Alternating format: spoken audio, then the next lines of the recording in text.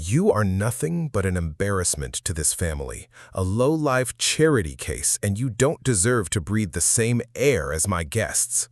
Look at you, smelling like diesel and failure. You don't belong here. Get out of my sight before I have security throw you into the gutter where you belong. Those brutal words didn't come from a stranger. They came from my own father, Richard Vance. He screamed them at the top of his lungs, his face crimson with pure, unadulterated rage as he slammed his crystal wine glass onto the marble floor.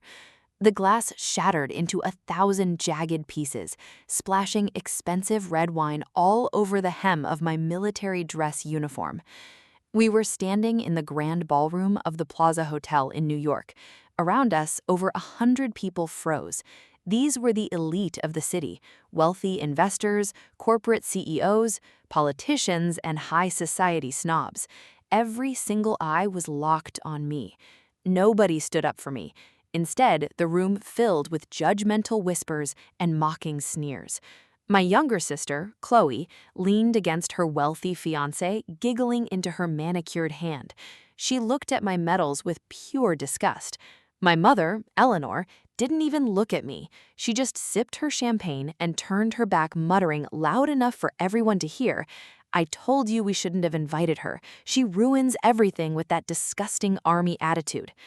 I stood there, Captain Evelyn Vance, a decorated United States Army intelligence officer, fresh off a brutal 12-month deployment in a hostile combat zone. I had scars on my shoulder from shrapnel and dark circles under my eyes from pure exhaustion. I had rushed straight from the military airfield to this dinner because my father had practically begged me to come, claiming it was a crucial family milestone. But it was a trap. It was just an excuse to publicly humiliate me to make themselves look superior. Humiliated, with my chest burning from a mix of agonizing pain and rising fury, I turned on my heel and walked out of the ballroom. The heavy double doors slammed behind me, cutting off the sound of their elitist laughter. But my family wasn't done throwing punches. The moment I stepped out of the hotel lobby and into the freezing rain, my phone buzzed violently in my pocket. I pulled it out, my hands shaking. It was a text message from my mother. "Don't bother coming back to the estate to get your things. We've already changed the gate codes and the house security passwords. Your old army junk is sitting in trash bags by the curb down the street. Consider yourself officially erased from this family. You are a disgrace to the Vance name." Right after that, another notification popped up, a banking alert. My father had just used his administrative access to completely freeze our joint family trust emergency account, an account where I had deposited a massive chunk of my active duty combat pay. He locked me out of my own hard-earned money in a matter of seconds, leaving me stranded in the rain. They thought they were destroying me. They thought they were holding all the cards, but they forgot one massive, undeniable truth. They were living a lie, and I was the one holding the foundation together. 5 years ago, Vance Logistics was completely bankrupt. My father had made a series of illegal, catastrophic offshore investments and owed millions of dollars to ruthless, underground creditors who were threatening to burn his life down. He wept on his knees in front of me, begging for help.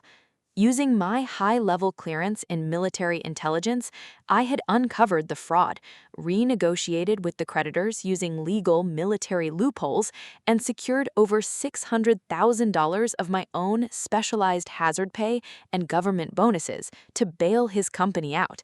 I didn't stop there. I secured a massive, multi-million-dollar federal defense shipping contract for Vance Logistics, using my impeccable military reputation as the sole guarantor. My family didn't build their empire, I built it. They were living in a mansion, driving sports cars, and drinking vintage wine solely because a dirty, tired soldier in camouflage had signed her life away to protect them. And they didn't have a single clue. They genuinely believed their own hype. They thought they were financial geniuses, while treating me like a parasitic outcast. As I sat in my rental car, trying to wipe the rain and the stinging tears from my face, my phone lit up again. This time, it was a notification from Facebook and Instagram. My sister Chloe had just uploaded a public post. It was a photo of me standing in the ballroom, looking disheveled and shocked right as my father threw the glass. The caption read, "Tragic, our older sister Evelyn has completely lost her mind. The military broke her. She showed up intoxicated to our father's corporate celebration, demanded millions of dollars from his company, and attacked our mother. We had to physically bar her from the venue for our own safety. Please stay away from her. She is unstable and dangerous. Hashtag pray for Evelyn. Hashtag military psychosis." Within 2 minutes, the post had hundreds of likes.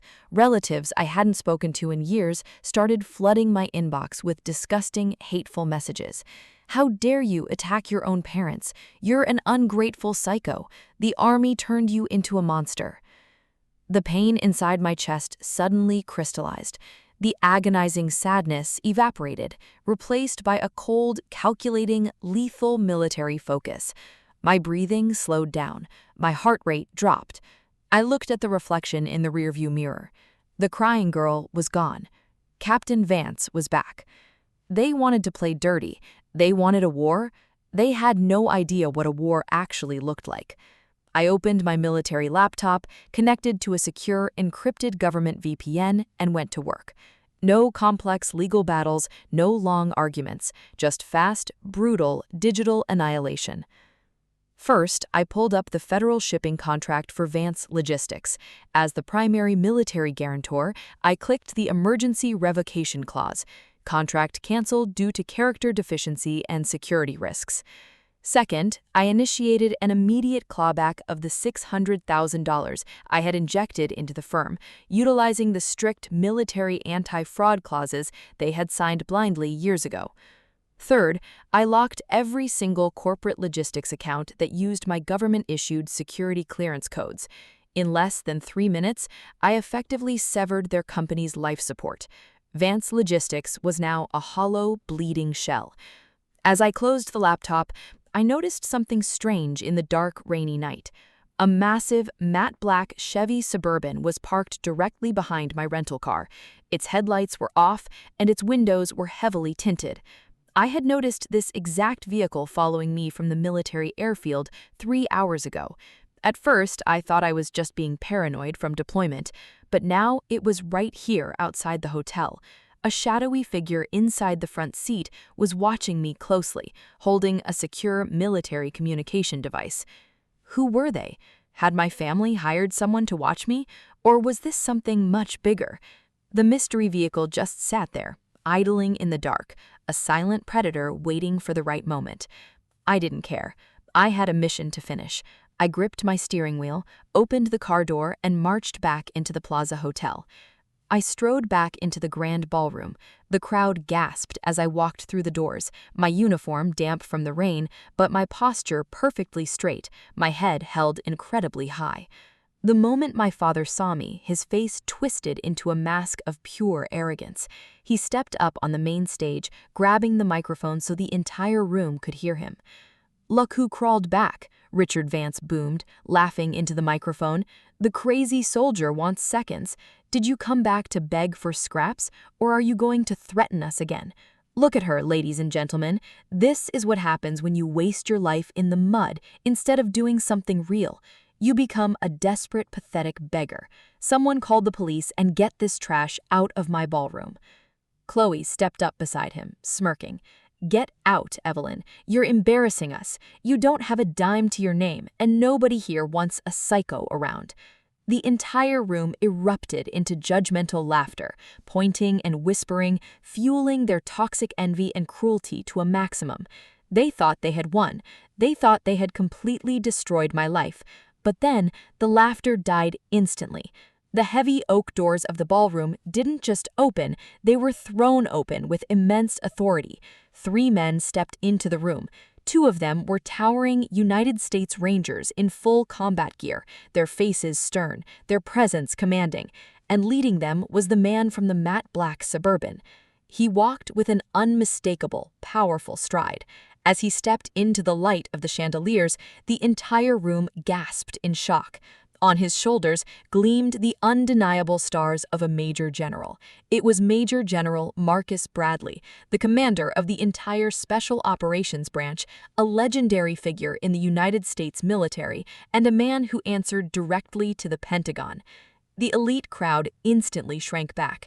The sheer power radiating from General Bradley silenced the entire room.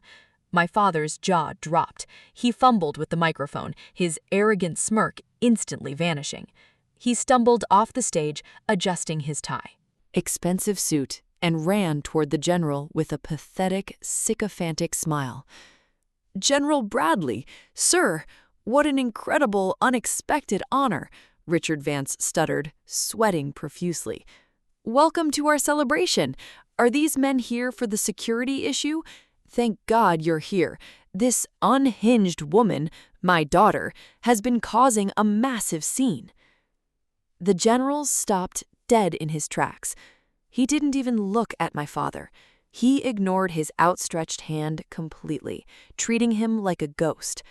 Instead, General Bradley walked directly up to me. He brought his hand up to his brow and executed a flawless, deeply respectful military salute.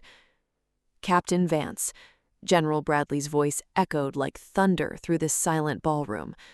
"I've been monitoring your situation since you touched down. Your military intelligence report regarding corporate fraud and national security violations has been processed and approved by the Department of Defense." The general turned around slowly, his eyes locking onto my father like a predator targeting its prey. "Mr. Richard Vance," General Bradley announced, his voice cold and lethal. "As of exactly 4 minutes ago, the United States military has officially terminated all contracts with Vance Logistics due to severe security breaches, fraud, and character unbecoming of a government partner. Furthermore, Captain Evelyn Vance has legally revoked her financial backing of your entire enterprise."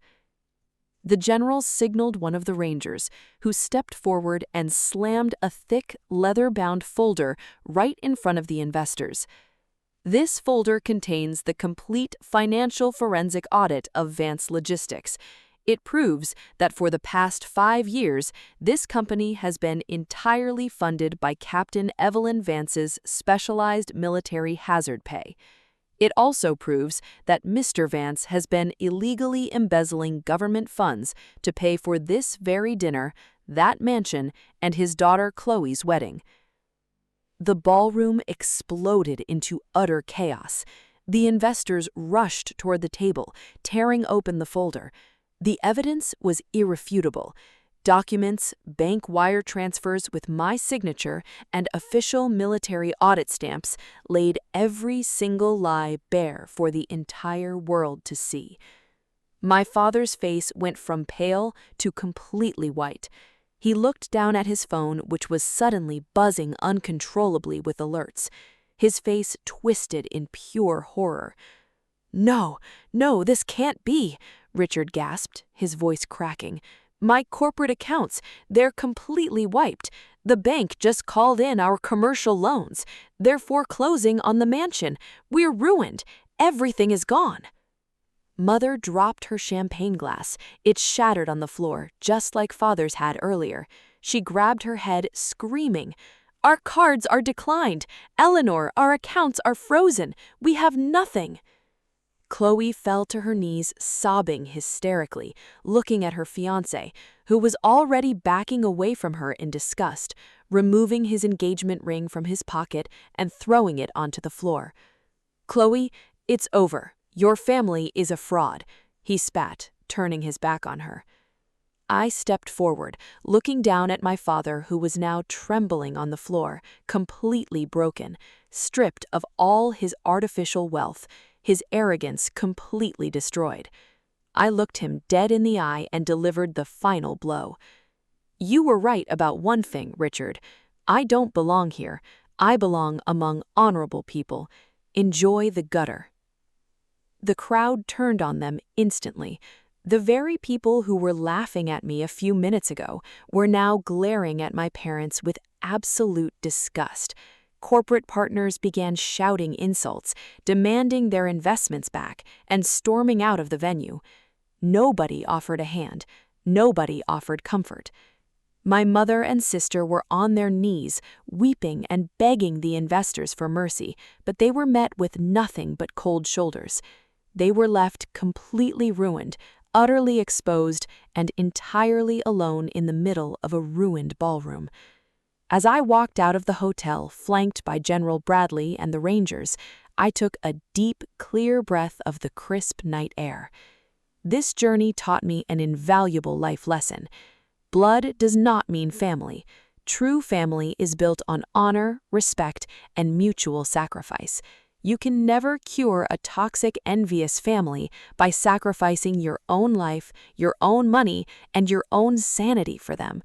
Some people will happily bleed you dry while mocking the color of your blood. Never be afraid to set brutal boundaries. Never be afraid to walk away from people who refuse to value your worth. Protect your peace with the same fierce loyalty that you protect your life. If you were in my shoes, would you have left them with absolutely nothing, or would you have given them one last chance? Let me know in the comments below, and don't forget to like and subscribe. For more stories of ultimate justice,